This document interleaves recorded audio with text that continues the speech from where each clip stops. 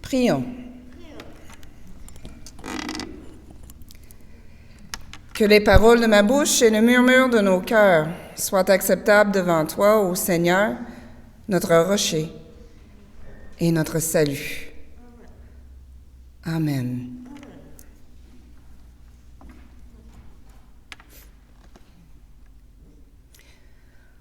Faut-tu être fou rien qu'un peu pour accepter l'invitation de Jésus?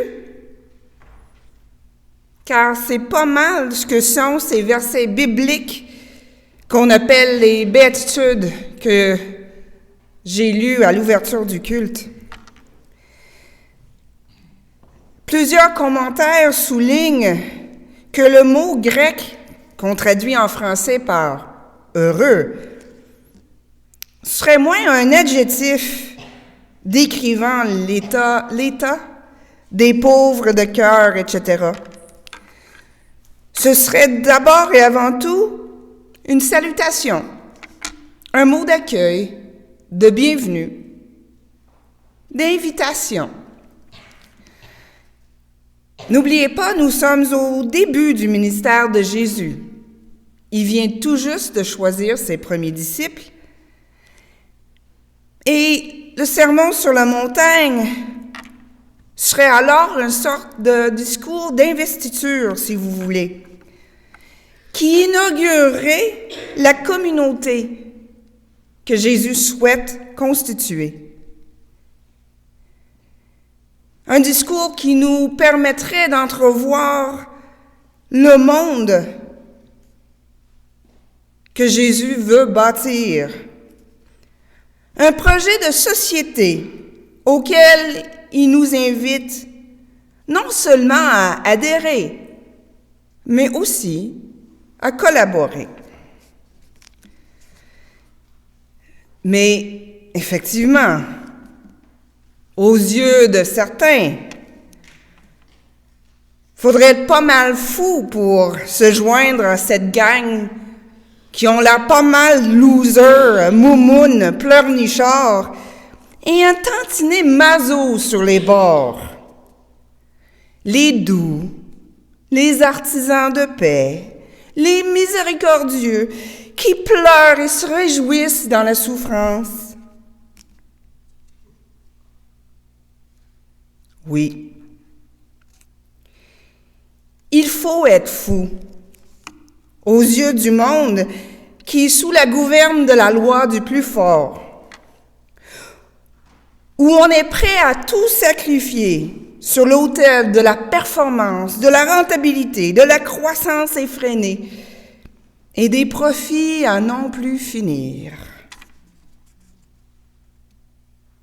Oui, il est temps d'être complètement fou. Comme Paul, nous sommes de plus en plus nombreux à voir que ce qui est folie pour le monde qui court à sa perte est sagesse pour qui veut être sauvé. Apparemment, c'était Einstein qui a dit que la vraie folie, c'est se comporter toujours de la même manière, tout en s'attendant à avoir des résultats différents.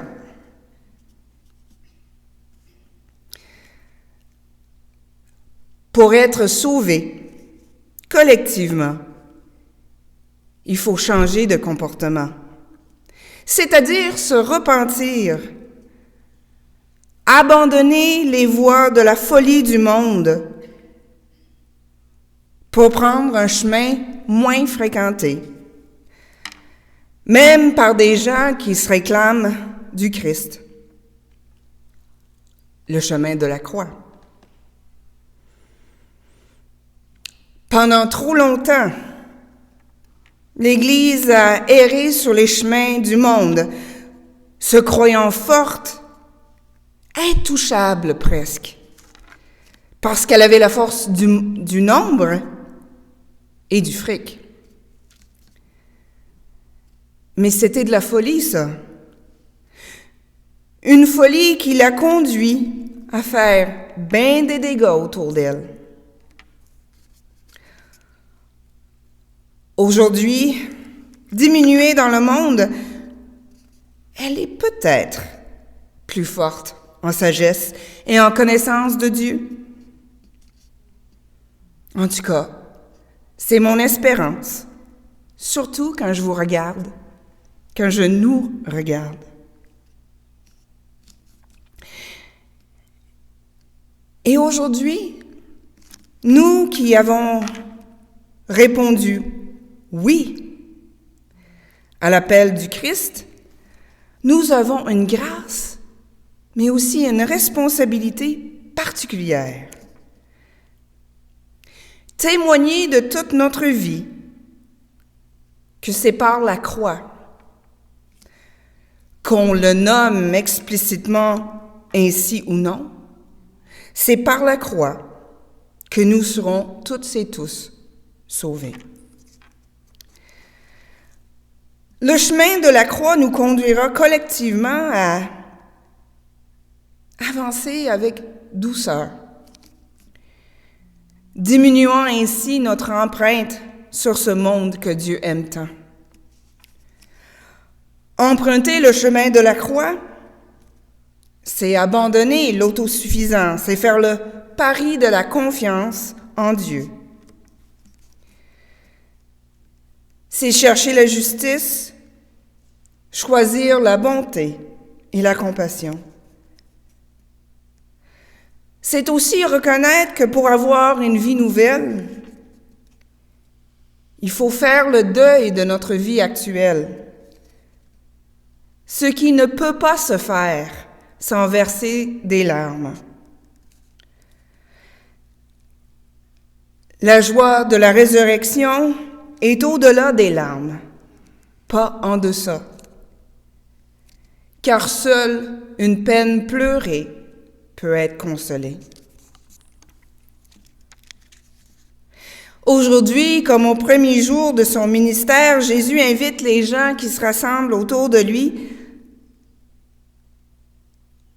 à emprunter le chemin vers un monde complètement, totalement transformé. Car nous entêter à nous comporter comme on le fait actuellement, ce serait de la folie. Nous le savons.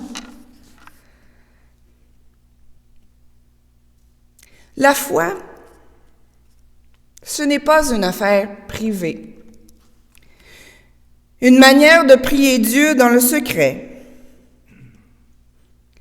Pour vivre sa foi, pour être fidèle à Dieu, pratiquer, c'est-à-dire accomplir un certain nombre de rites et de rituels, n'est pas suffisant. Les prophètes l'ont toujours proclamé et Jésus l'a incarné. Oui, le culte est essentiel à la vie spirituelle du peuple de Dieu, ne serait-ce pour lui rappeler les bienfaits que dont le Seigneur lui comble.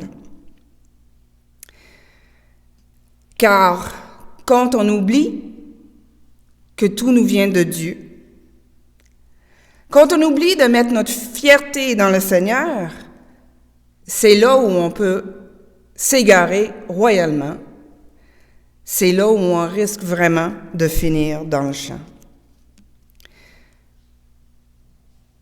Mais le culte n'est pas une fin en soi. Il doit toujours nous renvoyer dans le monde pour transformer le monde avec douceur, humilité, bonté, compassion. La foi appelle nécessairement une manière de vivre en communauté, en société, et implique donc une action citoyenne et une option politique. N'oubliez pas, avant d'être un signe religieux, la croix était le symbole d'un autoritarisme et un totalitarisme politique.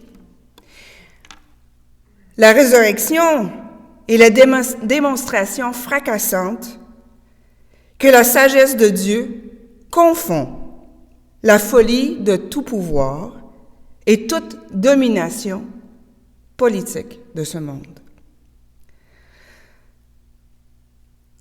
Aussi fou que cela puisse paraître aux yeux de certains,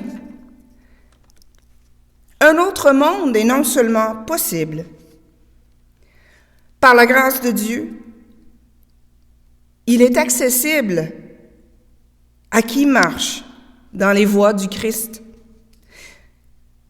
choisissant la douceur, la paix, la compassion.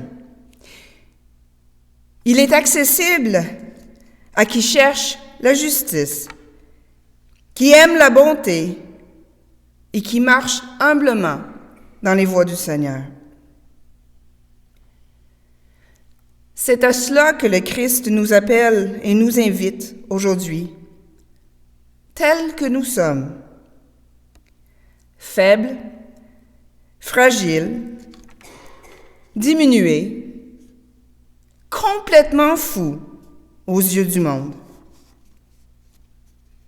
Mes frères et sœurs, Dieu nous a choisis pour confondre la sagesse du monde, pour réduire à rien ce qui est, afin d'offrir au monde entier la vie nouvelle et éternelle. Ah ouais, en avant, soyons sages, le royaume des cieux est à nous. Amen.